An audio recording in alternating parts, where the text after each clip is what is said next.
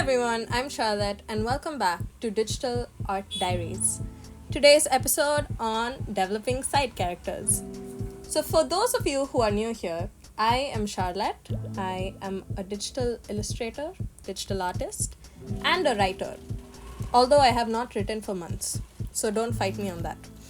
Anyways, coming back to this video, I just wanted to say thank you to everyone who stuck beside me, even though I haven't posted for the past few months. I am truly grateful. Coming back to the video itself, side characters, right, help in visual representation.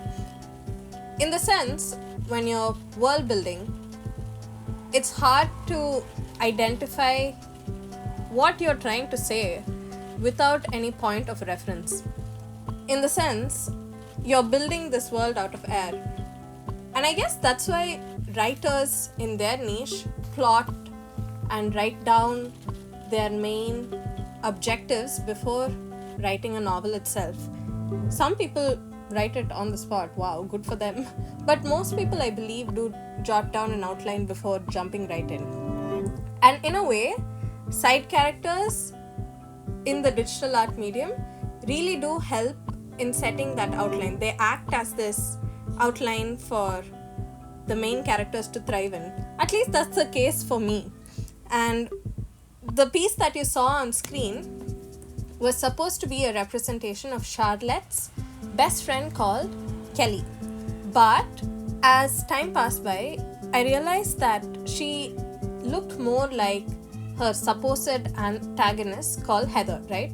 So, and this piece that you see on screen, this looks more like her best friend Kelly.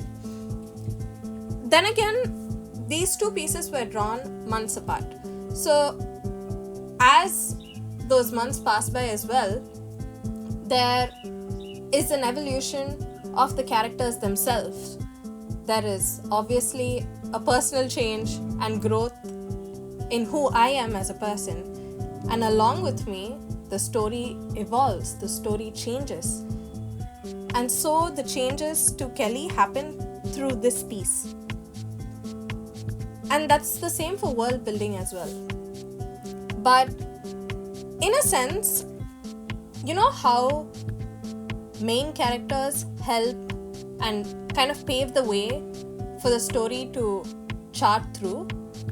I believe that side characters equally play an important role because they help in putting the main characters in a position where they have to choose. If it weren't for these characters, the main characters wouldn't have any sort of struggle to pursue through. Do you get what I mean? So, yeah, that was what I mainly wanted to cover and share. I also realized that because it's been a few months recording, I am very awkward with the recording again. But we'll get past that barrier as time progresses. The piece that you see on screen right now, right, is again not a side character in itself. I don't have a name for this character, but she represents the aesthetics of the comic series. I don't know if I've mentioned this earlier, but the comic series basically revolves around themes of high society, academia, and art deco. That's what I wanted to represent. We'll see how that changes as well. But this piece again, I think is representative of that. And because it's so personal to that thought process, I remember I conducted an art sale this year, right? And during that, this was this piece that got sold out first. And it was stunning because it was this thing of, wow, everything that you subconsciously think, it surfaces up in your art, it surfaces up in your writing, and that is evident, and that resonates with people. So that was the point I was going with there as well.